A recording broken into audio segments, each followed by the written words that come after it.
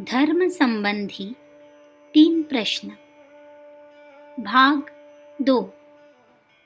धर्म कार्य में अपनी पंचमाश शक्ति को व्यय करने के साथ साथ हमें यह भी देखना होगा कि इस महान त्याग का हमारे लौकिक जीवन पर क्या प्रभाव पड़ता है, किस सीमा तक हमारी शारीरिक, मानसिक और सामाजिक शक्तियाँ विकसित होती है, हमारे आनंद और सुख संतोष में कितनी वृद्धि होती है।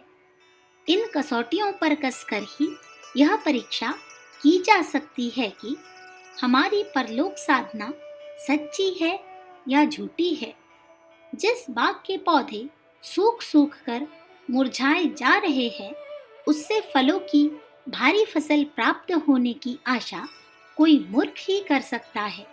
इसी प्रकार जिन लोगों की शारीरिक, मानसिक और सामाजिक दशा छिन्न भिन्न हो रही है, उनके लिए कोई पागल ही ऐसी आशा करेगा कि इनके लिए इंद्र का सिंहासन खाली पड़ा होगा।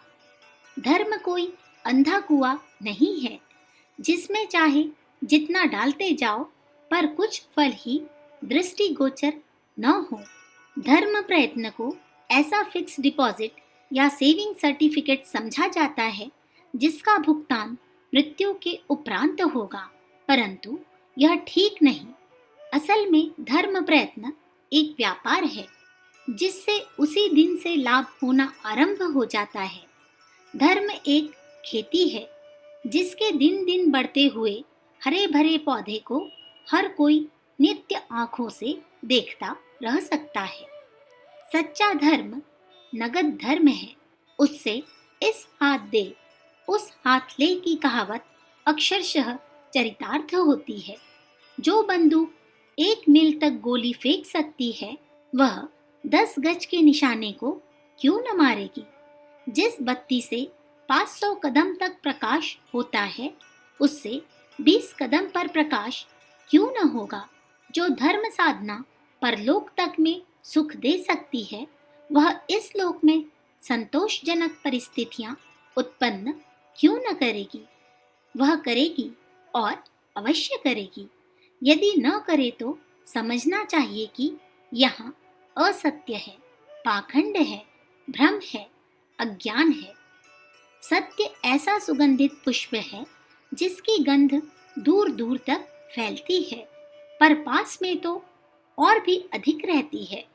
धर्म से परलोक सुधरता है और यह लोक तो निश्चित ही सुधरता है। यदि न सुधरे तो उस कार्य प्रणाली को चाहे कुछ भी क्यों न कहा जाए, पर उसे धर्म तो निश्चित ही नहीं कहा जा सकता। हम देखते हैं कि पंचमाश शक्ति का व्यय करते हुए भी हम लोग सब प्रकार दीनहीन हो रहे हैं। लाखों की संख्या में हम भूख से तड़प तड़प कर मरते हैं। बीमारियां हमें चबैन की तरह चबाई जा रही है। गरीबी में इस संसार भर से बड़े चढ़े हैं। शिक्षा 10% भी नहीं। व्यक्तित्व जीवन में कलह और क्लेश को प्रधानता है। भ्रम और अज्ञान के भूत हमारे कंठ से चिपट गए हैं।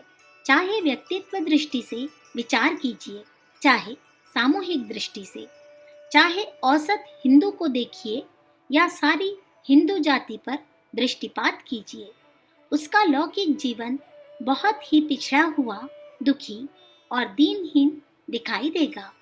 क्या इन्हें स्वर्ग प्राप्त होगा, मुक्ति मिलेगी? क्या होगा कि रोटी के प्रश्न को न सुलझा सकने वाले लोग कुबेर की समता प्राप्त करने का स्वप्न देखें। सामाजिक और राजनैतिक दास्ताओं से भी जो छुटकारा न पा सके, वे मुक्ति पद पाने की कल्पना में मस्त रहे। यह कल्पनाएं जिस कार्य प्रणाली के आधार पर कर रहे हैं, वह ऐसी है कि उसके द्वारा हमारी गरीबी, बेकारी, अशिक्षा, बीमारी, अल्प आयु, दुर्बलता, कलह, क्लेश, कटुता, कायरता तक न हट सकी।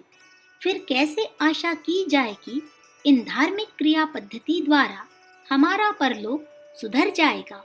हमें बुद्धिमान व्यापारी की तरह विचार करना होगा कि जिस धर्म के नाम पर हम अपनी शक्ति का, समय का और धन का 5वां हिस्सा खर्च कर रहे हैं, वह वास्तव में धर्म है भी या नहीं। शक्ति कहते हैं कि धर्म रक्षति रक्षतः, जो धर्म की रक्षा करता है, धर्म उसकी रक्षा करता है। हम पंचम शक्ति द्वारा धर्म की रक्षा कर रहे हैं। इतनी बड़ी शक्ति इस धरती माता पर किसी भी देश या जनता द्वारा धर्म के लिए खर्च नहीं की जा रही है। अपने प्रतिदिन की औसत आमदनी के जमाने में भी हम लोग जितना त्याग करते हैं, उतना ही संपन्न देश भी नहीं कर पाता। इतना होते हुए भी संसार की अन्य जातियां इस पृथ्वी पर स्वर्ग भोग रही है, और हम लोग के सामने जिस पर भगवान के 10 अवतार हुए, उस परम पवित्र रत्नगर्भा शस्य श्यामला भूमि में भी नर्क उपस्थित है। हम धर्म के लिए बहुत कुछ कर रहे हैं। नाम अखंड कीर्तन, संकीर्तन, यज्ञ, हवन, कथा, व्रत, उपवास, पूजा पत्री, दान दक्षिणा, साधु से ब्रह्मभोज, श्राद्ध, तर्पण, तिलक छाप, कंठो जाति, गौग्रास, तीर्थ यात्रा, प्रार्थना, प्रदक्षिणा, कुछ तो जारी है। फिर भी धर्म हमारे लिए कुछ नहीं करता। ईश्वर के रहने के लिए आलीशान राजमहलों को माल देने वाले मंदिर बनवाए गए हैं। भोग के लिए लाखों रुपए के प्रतिदिन भोग लगाए जाते हैं। टहल चाकरी की राजा महाराजाओं से भी बढ़िया व्यवस्था है। इस पर भी ईश्वर हमारी ओर कुछ ध्यान नहीं देता। उल्टा अनेक आदि व्याधियों का प्रकोप बढ़ता जाता है। यह समस्या ऐसी कठोर और कर्कश है कि यह हमारा ध्यान अपनी ओर खींचती है, और इस प्रश्न पर गंभीरता पूर्वक विचार करने की चुनौती देती है कि हम बुद्धिमान व्यापारी की तरह सोचें कि जिस उद्देश्य के लिए अपनी शक्ति का सर्वोत्तम अंश खर्च किया जा रहा है, वह पूरा होता है या नहीं। जिस व्यापार में पूंजी लगाई जा रही है, उसमें सफलता मिलती है या नहीं। अखंड ज्योति अपने पाठकों से विशेष बलपूर्वक कहती है कि वे इस प्रश्न पर गंभीरता के साथ विचार करें। धर्म जीवन का मेरुदंड है। खास तौर से हिंदू जाति का तो वह प्राण ही है। यदि धर्म के स्थान पर हम अधर्म की पूजा कर रहे हैं, तो समझना चाहिए कि अपनी रक्तदाहिनी धमनियों का मुंह खोलकर शरीर का सारा रक्त निष्प्रयोजन और अनुचित स्थान पर बहाए दे रहे हैं। यह स्थिति घातक है। खास तौर से आज की दीनहीन दशा में तो और भी अधिक प्राणघातक है। यदि हमारी व्यक्तित्व और सामूहिक शक्तियों का व्यय अनुचित एवं अनावश्यक मार्ग में हो रहा है, तो हम में से हर एक का कर्तव्य है कि उपेक्षा एवं अधूरे मन के साथ नहीं, वरन पूरी जिम्मेदारी, गंभीरता और विवेकशीलता के साथ यह विचार करे कि क्या धर्म का यही वास्तविक रूप है जिसके लिए हिंदू जाति आज अपनी पंचमाश शक्ति व्यय कर रही है। यदि यह नहीं है, तो धर्म का वह सच्चा स्वरूप क्या है, जिसको अपनाने से तुरंत ही धर्म सेवी शारीरिक, मानसिक और सामाजिक उन्नति दृष्टिगोचर हो। अखंड ज्योति, मई सन 1944, पृष्ठ संख्या 4, 5, 6।